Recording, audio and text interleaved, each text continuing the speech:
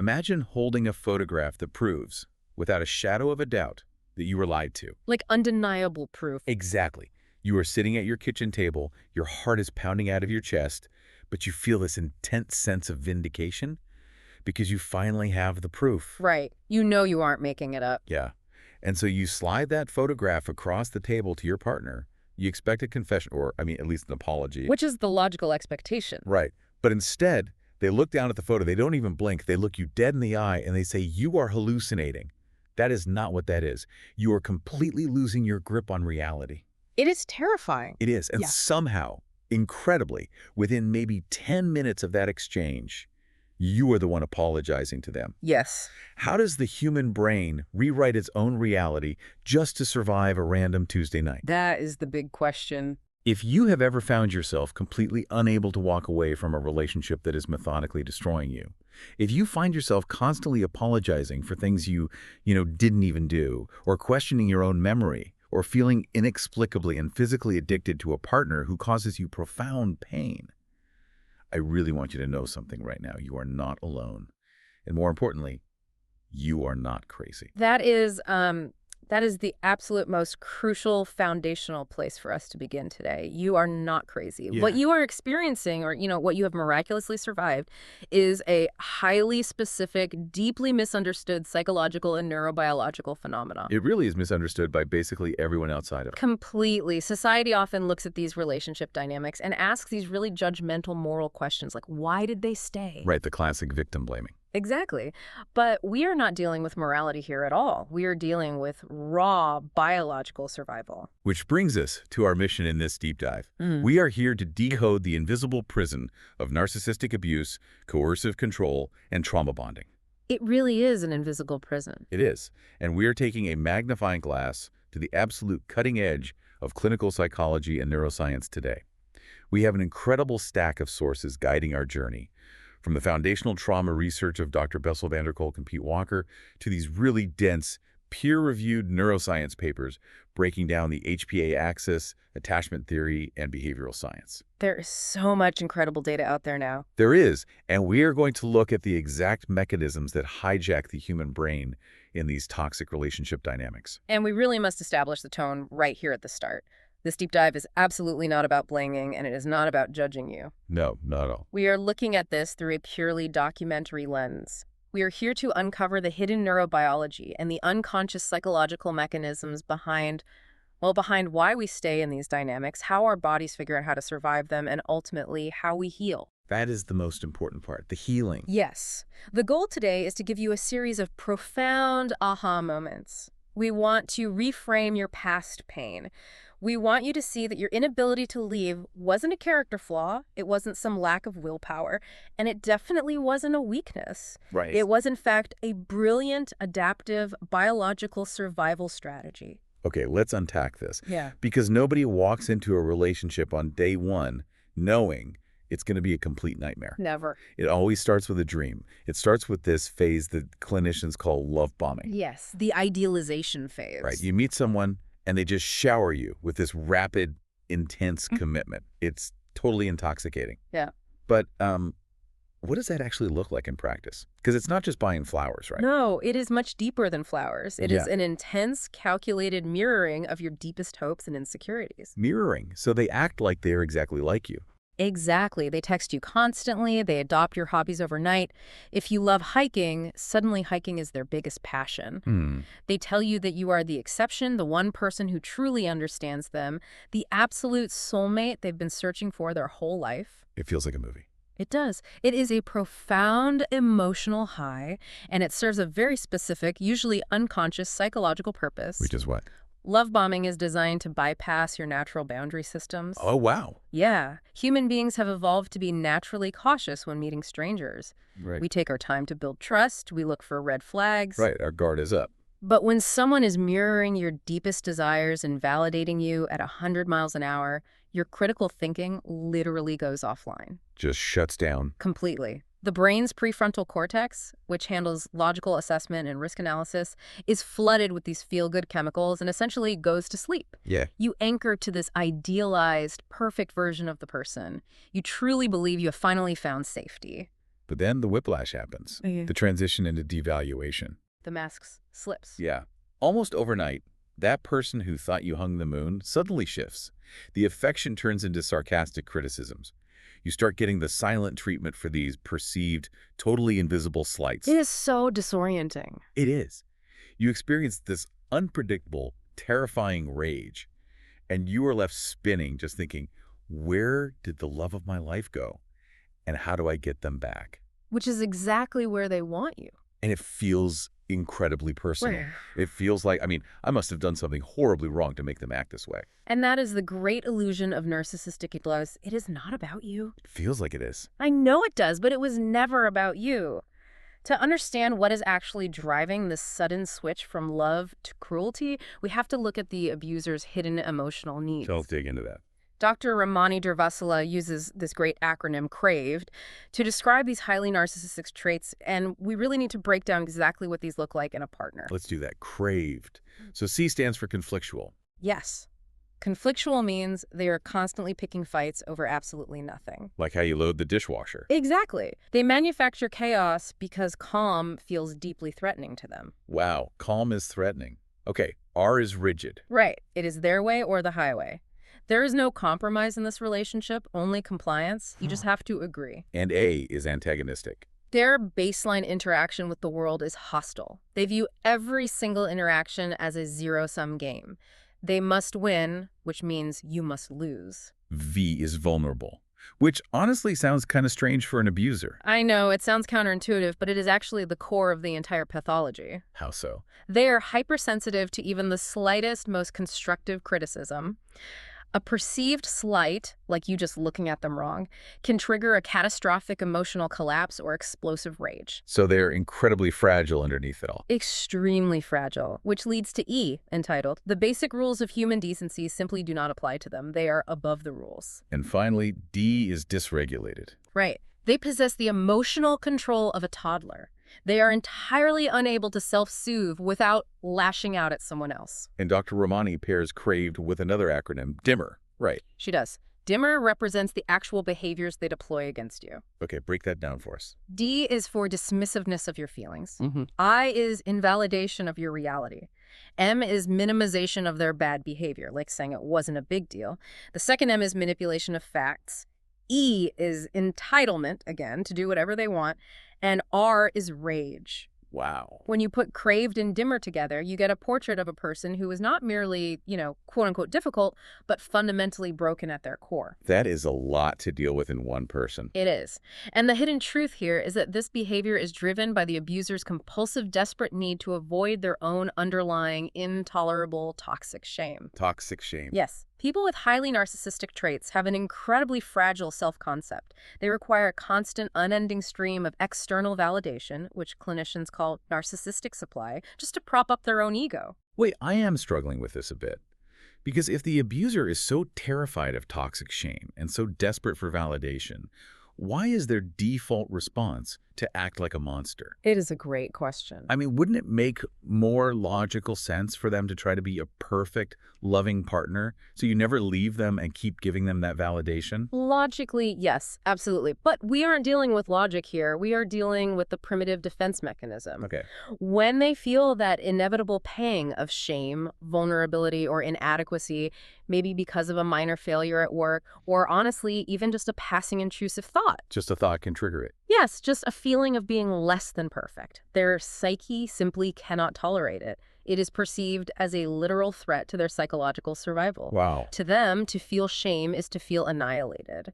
So this unconscious mechanism kicks in, projection. They push it away. Exactly. They take that toxic shame and they violently hurl it outward. They project it onto you in the form of rage or criticism or the silent treatment. So they make you feel what they are secretly feeling. Yes. They make you feel small, inadequate, and crazy so that they can feel powerful, cleansed, and in control again. It's like, imagine a person who is drowning in the ocean. Okay. And instead of learning how to swim or just asking for a life preserver, they grab onto the person swimming next to them and they violently shove them underwater just so they can push themselves up to get a gas of air. That is a chillingly accurate analogy. They are literally using your psychological oxygen to keep themselves afloat. Yes, and the effect this has on the victim is systemic. Sociologist Evan Stark actually coined the term coercive control to describe this dynamic. Coercive control. Right. It isn't just about a few bad arguments or, a rough patch in a marriage. Coercive control is a systematic, repetitive pattern of domination, degradation, and isolation. It is a deliberate dismantling of a person. It creates what Stark calls a condition of unfreedom. Condition of unfreedom. That is a heavy phrase. It is. Some researchers even refer to it as intimate terrorism, because the victim is methodically isolated from their friends, their family, their financial independence, and ultimately their own internal compass. And you can gaslight a mind, right? Yeah. But you cannot gaslight the nervous system. No, the body always knows. Exactly. The brain eventually reaches this breaking point where the psychological exhaustion just demands an answer. Yeah. And people looking from the outside, they always ask this ultimate victim-blaming question. I know exactly what you're going to say. They say, well, why doesn't the victim just leave when the abuse starts? If it's so bad, just walk out the door. And the answer to that isn't psychological. It certainly isn't moral. The answer is chemical. Chemical. Yes. To understand why someone stays in a condition of unfreedom, we really have to look at the slot machine inside the human brain. Which brings us to the biological hijack. The neuroscience of trauma bonding. Yes. The phrase trauma bond gets thrown around so much on social media right now, often just as a synonym for a toxic relationship. It has definitely lost its clinical meaning in pop culture. Right. But a trauma bond is a very specific subcortical emotional attachment. It's when your body feels physically tethered to the person who is actively destroying you. A trauma bond is formed through highly unpredictable cycles of intense threat and perceived rescue, perpetrated by the exact same individual. Threat and rescue from the same person. Exactly. And to understand the mechanism of how this happens, we must look back to the mid-20th century to behavioral psychologist B.F. Skinner. Right, the guy with the rats. Yes, Skinner studied how different reward schedules affected behavior, largely using animals like pigeons and rats in operant conditioning chambers, which we commonly know as Skinner boxes. Right. He discovered something absolutely profound about motivation. He discovered intermittent reinforcement, specifically the variable ratio reward schedule. This is basically the philosophy of dismantling free will, isn't it? In many ways, yes, it really is. Skinner found that if a rat presses a lever and gets a food pellet every single time, it will only press the lever when it is physically hungry. That makes sense. The behavior is entirely predictable. If the rat presses the lever and never gets a pellet, well, it quickly learns the lever is useless and it just stops pressing it. The behavior goes extinct. Okay. But if the rat presses the lever and gets a pellet unpredictably, maybe on the third press, maybe on the 70th, maybe not for a week, and then suddenly it gets 3 pellets in a row. Oh, wow. The uncertainty itself becomes highly motivating. The rat becomes obsessed. It will press the lever until it physically collapses from exhaustion. Because it never knows when the reward is coming. Exactly. Intermittent reinforcement is recognized in behavioral psychology as the most powerful conditioning schedule known to science. It creates compulsive behaviors that are incredibly resistant to extinction. So in a toxic relationship, the abuser is basically the slot machine. They are the lever. Right.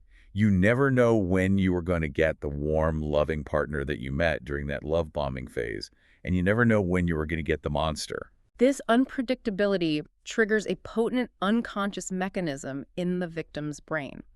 It is a specific neurochemical cocktail that literally hijacks the nervous system. Let's break down this cocktail, because we can break it down into 4 key chemicals, and we really need to understand how they function biologically. Yes, let's do it. The first one is dopamine.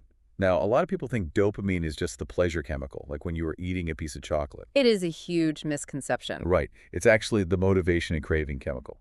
The neuroscience shows that dopamine, which originates in the ventral tegmental area of the brain, spikes highest during the anticipation of a reward, not the actual receipt of it. The anticipation. So just waiting for it feels good. Yes. And unpredictable rewards trigger massive, sustained surges of dopamine compared to predictable ones. Like pulling a lever on a slot machine. The spinning wheels are the dopamine.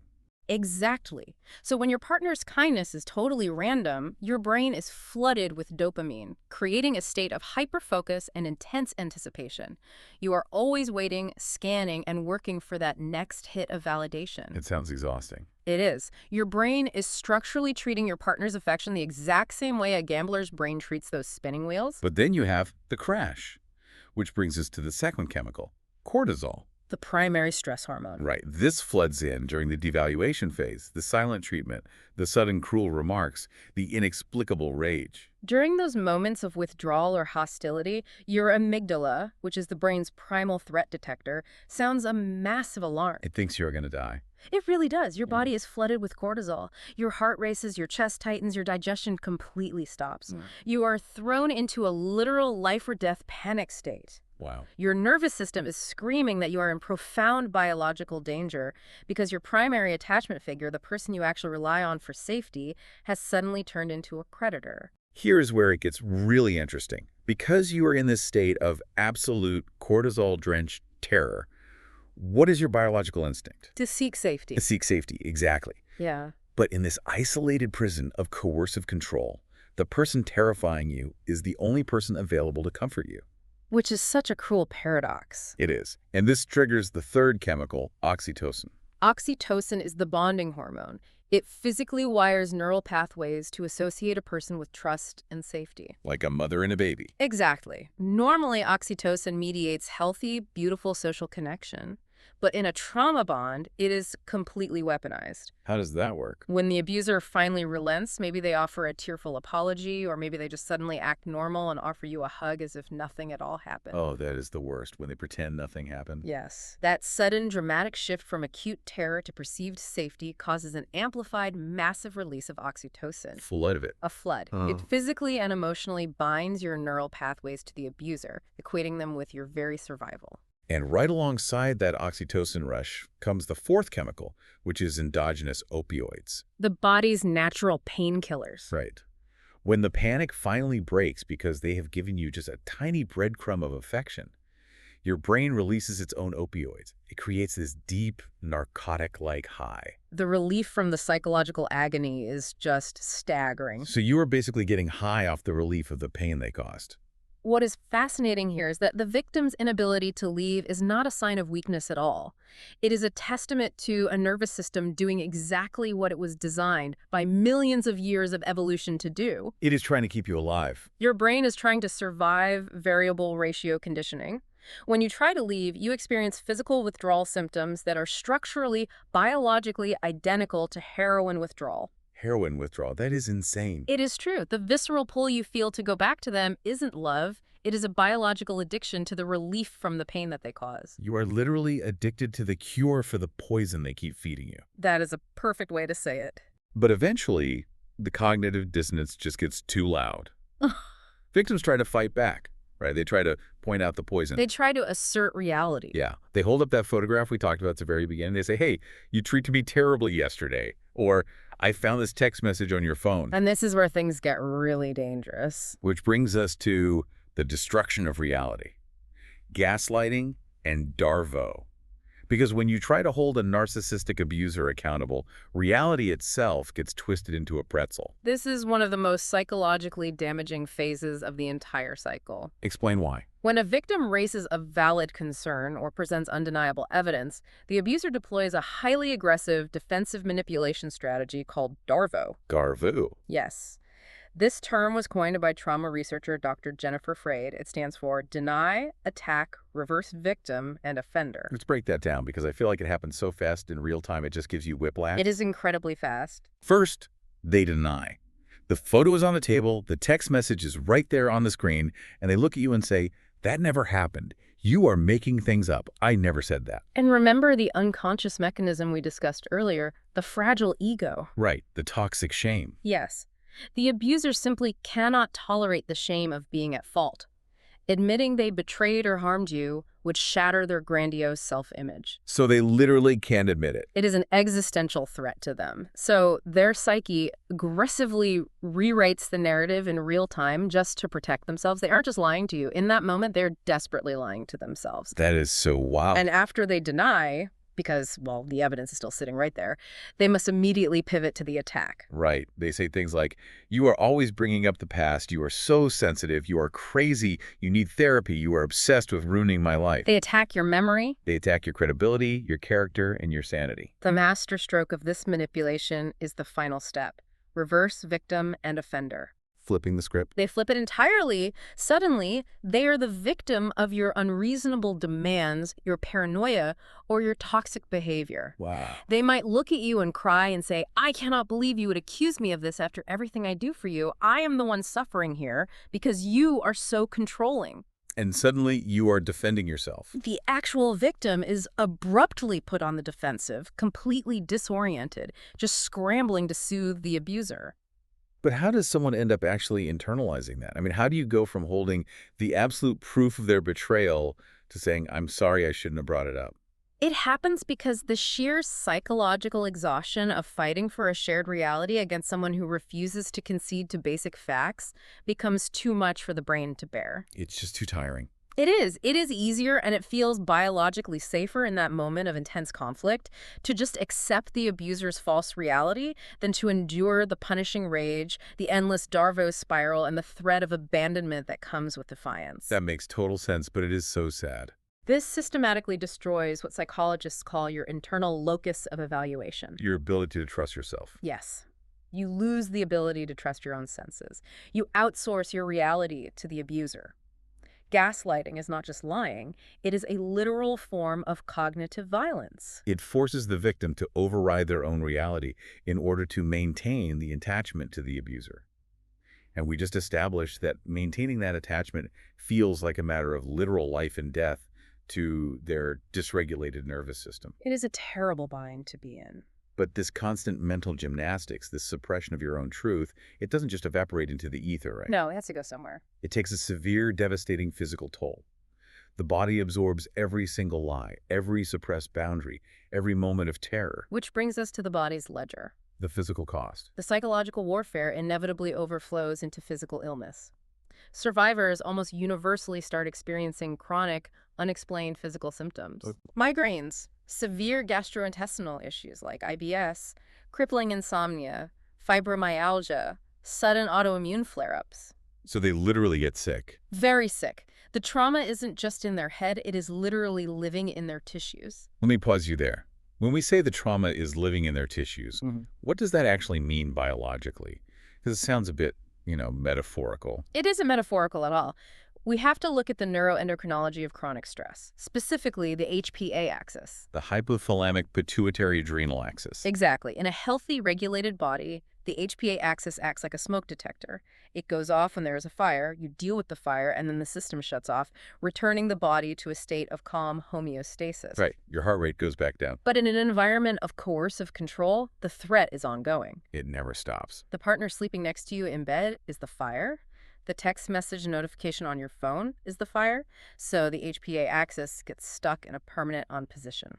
The hypothalamus is just constantly releasing corticotropin-releasing hormone, which signals the pituitary gland, which in turn signals the adrenal glands to just flood the bloodstream with cortisol and adrenaline.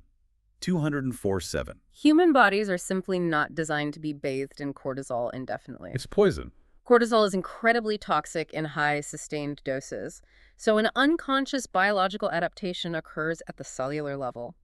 Chronic exposure to this stress leads to what endocrinologists call glucocorticoid resistance. What does that look like for a survivor just trying to get through their Tuesday? It means the body's cells actually become desensitized to cortisol to avoid systemic toxicity. They shut the doors. Yes. The system gets so exhausted that it eventually transitions from producing too much cortisol to a flattened, blunted cortisol rhythm. So you have no energy. You wake up feeling like you haven't slept in a year. You experience profound chronic fatigue, systemic, body-wide inflammation, vastly impaired immune function, and severe cognitive brain fog. So your body is essentially short-circuiting under the allostatic load, all that cumulative wear and tear of chronic stress. Exactly. And this alters the architecture of the brain itself. We hear a lot about PTSD, post-traumatic stress disorder. Right. But PTSD was originally defined by single-incident traumas. like a terrible car accident, a violent assault, a combat scenario, a discrete, one-time threat to your life. But what we are talking about here is very different. This is complex PTSD, or CPTSD. The clinical distinction is absolutely critical. Standard PTSD is about a discrete, isolated event. Complex PTSD arises from prolonged, inescapable, repeated relational trauma. It's the trauma of entrapment. Exactly. You cannot escape the threat because the threat is your primary relationship. Now, And it fundamentally alters how the brain operates. In CPTSD, we see severe alterations in the default mode network, or DMN. what does a DMN do? It is the brain network responsible for self-reflection, daydreaming, and understanding others. When the DMN becomes dysregulated through chronic trauma, survivors experience relentless, intrusive rumination, deep, pervasive shame, and a deeply fragmented sense of self.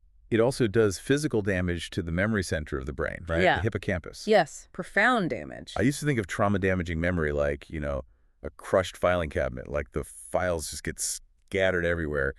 But the mechanism is actually much more specific than that, isn't it? It is. A better metaphor for the hippocampus is that it is the brain's time stamper. Time stamper. Okay, I like that. It takes short-term experiences and converts them into long-term memories with a specific timestamp and context.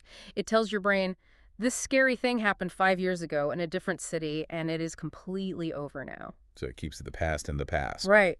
But prolonged exposure to high levels of stress hormones is actually neurotoxic to the delicate lining of the hippocampus. The cells atrophy. The hippocampus can physically shrink in volume. Wait, really? It actually shrinks. It physically gets smaller. So the time stamper breaks. Precisely. When the time stamper is broken, trauma memories don't get filed away as being in the past. When a survivor is triggered, the memory floods back without a timestamp. So to them, it's happening right now. The brain and body genuinely believe the danger is happening right now in this exact second, all over again.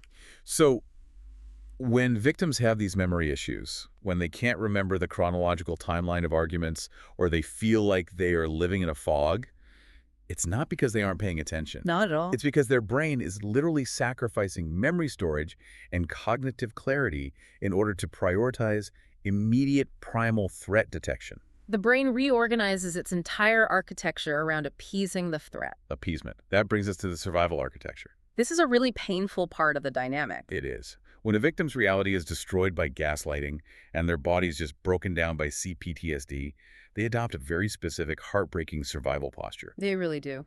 They become hyper-accommodating. They constantly people-pleasers. They lose the ability to set any boundaries whatsoever. They become a shadow of their former selves, entirely dedicated to anticipating the abuser's needs before a tantrum can even start. This is what trauma therapist Pete Walker famously identified as the fourth F of the trauma response. Because we all know fight, flight, and freeze. Right, the autonomic nervous system responses. But Walker introduced the fawn response. Fawning. Fawning is a highly relational, sophisticated survival strategy. It is the unconscious instinct to appease, to flatter, and to over-accommodate a threat in order to avoid punishment or conflict. It is so tragic because society completely misinterprets this response. Oh, completely. We look at a fawning victim and we praise them. We say, oh, they are so kind, they are so selfless, they are so easygoing and incredibly loyal. We mistake survival for a personality trait. Yes, but it isn't kindness. It is self-erasure born of absolute terror. It is a profound loss of agency. The nervous system calculates in literally a fraction of a second that fighting back will result in dangerous rage. Right. Fighting is out. Fleeing is impossible due to the coercive control and financial or social isolation. Flight is out. And freezing leaves them totally vulnerable to further attack. So they fawn. They merge their own desires with the abuser's demands just to neutralize the danger. It's an amazing biological adaptation. It's like an animal in the wild playing dead to survive a predator, but instead of playing dead, you are playing perfect. Playing perfect, yes. You are playing the perfect compliant partner. And what's fascinating is what happens in the brain during these moments of threat when you need to set a boundary, but you just can't. It is a physical block. Right. You don't just choose to be quiet. Broca's area, which is the speech center of the frontal lobe, literally goes offline under acute threat. It powers down. Which is why victims go completely speechless. They physically cannot form the words to just say no. If we connect this to the bigger picture, we really have to ask a difficult question. Which is?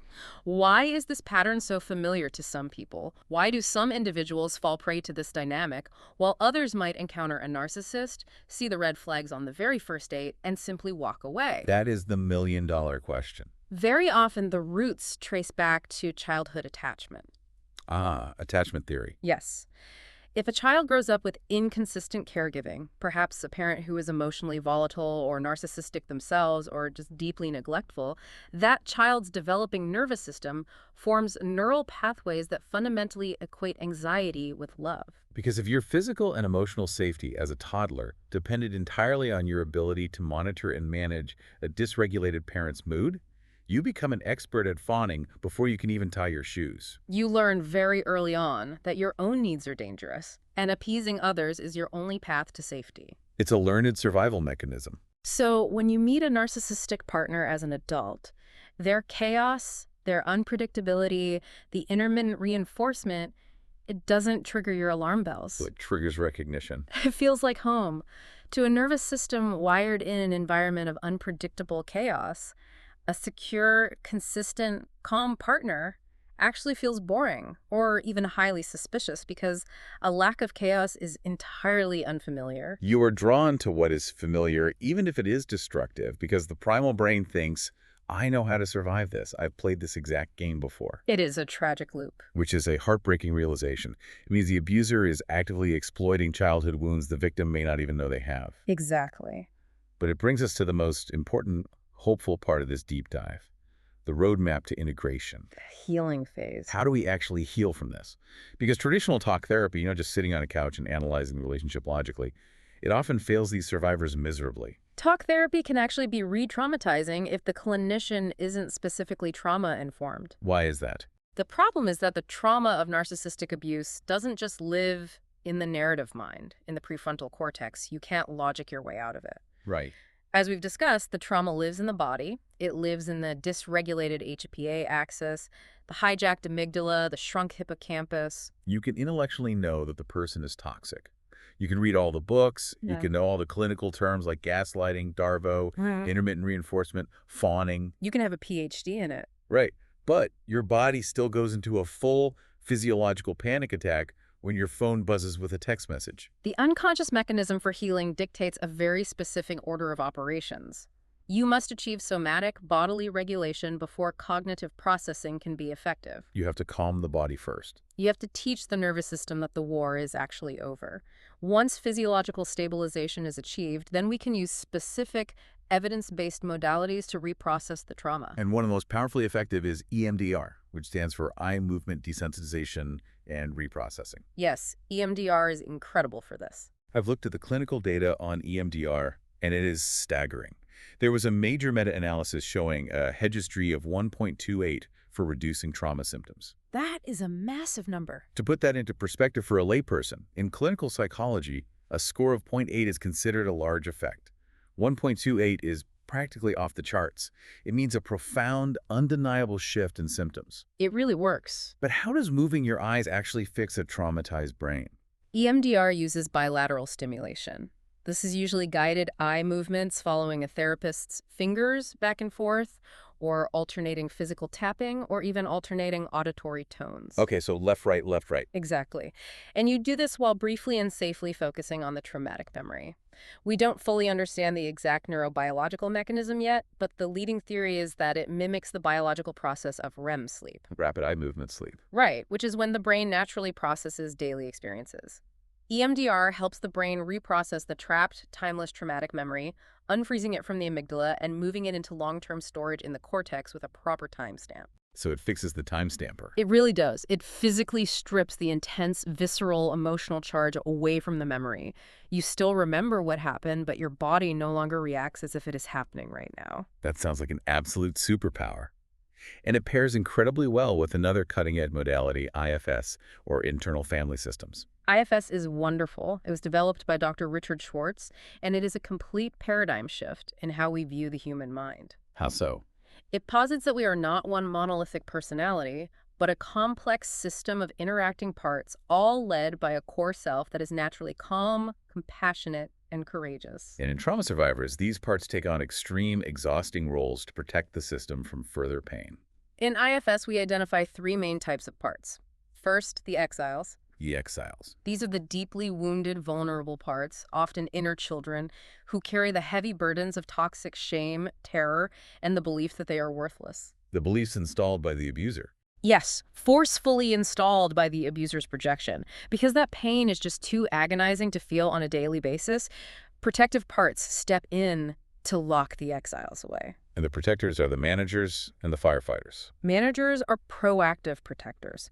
They try to keep you safe by rigidly controlling your environment and your behavior. Give me an example.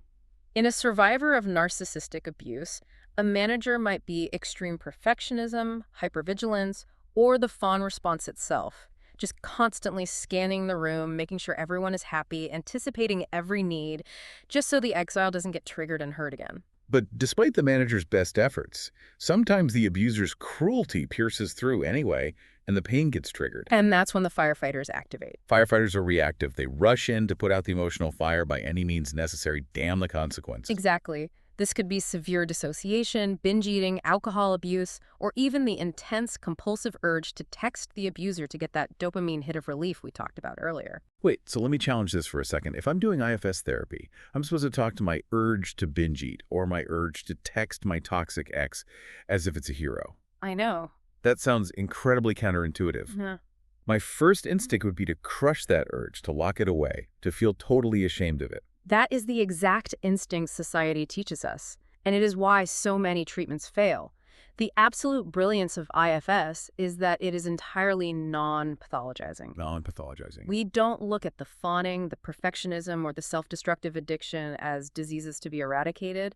We approach them with profound curiosity and compassion. That is a huge shift. We view them as protective heroes who have been working tirelessly, 247, to keep you alive in a psychological war zone. Healing in IFS involves the core self turning to these exhausted protectors, even the destructive firefighters, thanking them for their service and helping them realize that the environment has changed. Wow. They are no longer in danger. They can lay down their weapons. The war is over. So what does this all mean? It means that recovery isn't about fixing a broken person.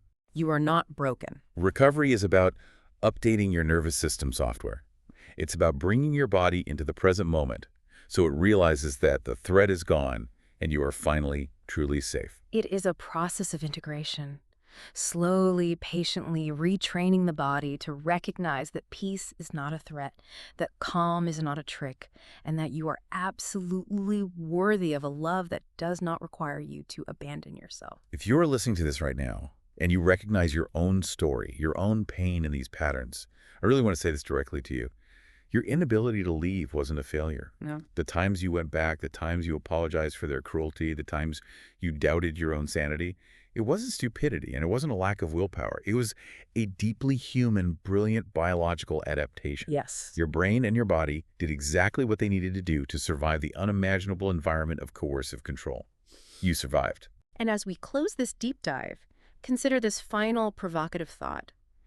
The very neuroplasticity that allowed your brain to adapt to the chaos of a toxic relationship, the way your neurons physically wired themselves to survive the trauma bond and the intermittent reinforcement, is the exact same biological mechanism that guarantees you can heal. That is so powerful. Your brain learned the trauma bond. It learned to fawn, which means unequivocally it can absolutely learn freedom. It can be rewired for peace.